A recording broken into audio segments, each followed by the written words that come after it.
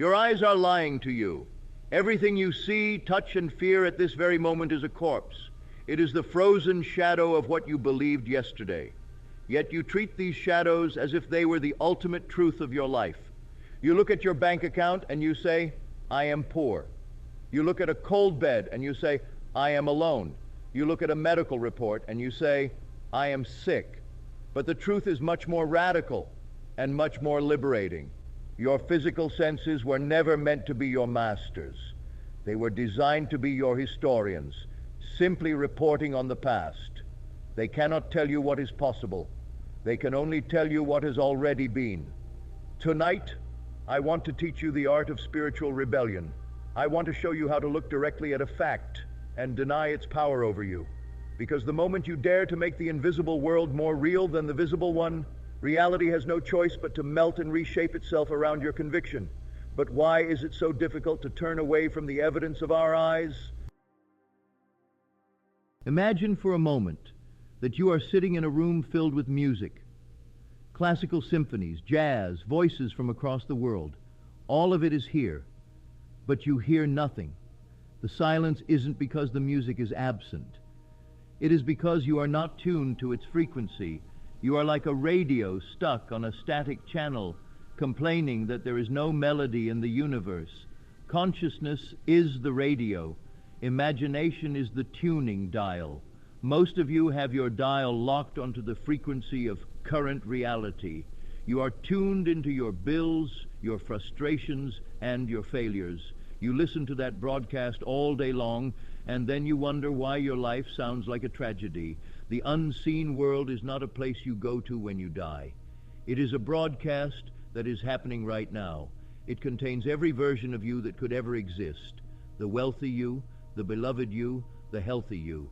You don't have to create these versions. You only have to tune into them.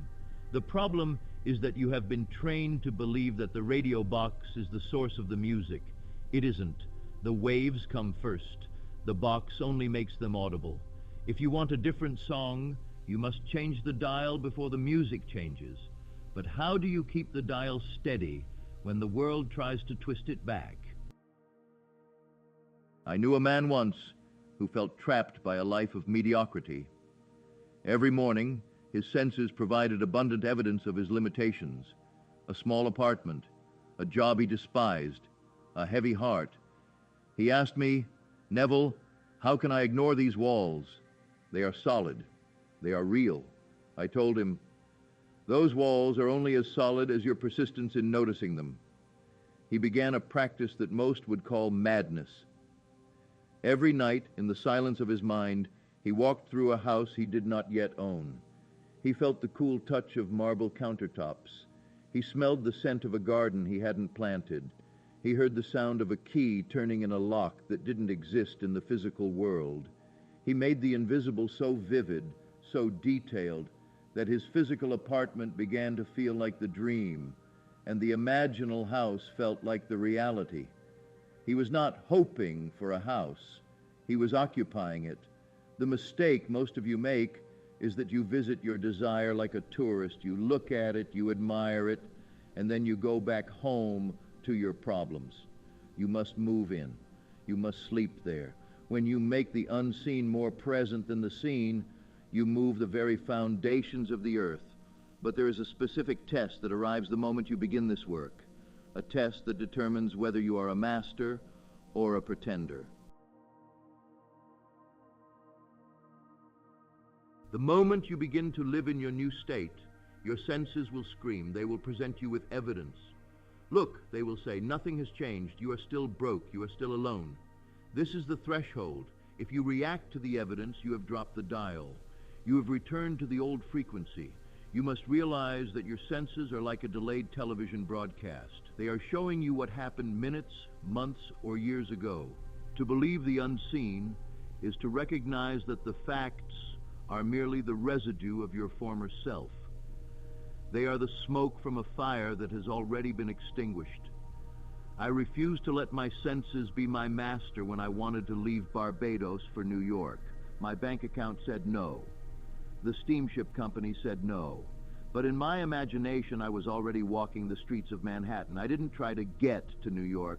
I lived from New York. When you truly live from the unseen reality, the physical manifestation feels inevitable, not miraculous.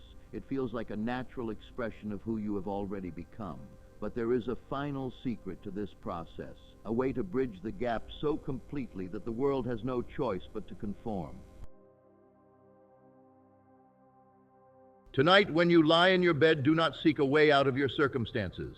Do not ask for a change. Instead, enter the state of the one who has already received. Do not imagine the process of getting. Imagine the satisfaction of having. How would you breathe if your prayer were already answered? How would your heart beat if the struggle were finally over? Feel the naturalness of it. Not the excitement, but the quiet, settled thank you. If you can feel something so deeply that it becomes more real than the bed beneath you, you have succeeded. You have fooled the historians of your senses. You have planted the seed in the only soil that matters, your own consciousness. Do not check the soil tomorrow morning. Do not look for signs. The signs do not precede, they follow. Go forth with a quiet confidence. The unseen is not less real than the seen. It is the source of the seen. Ignore the shadows. Believe the light. Assume the greatness you once only dreamed of. It is done.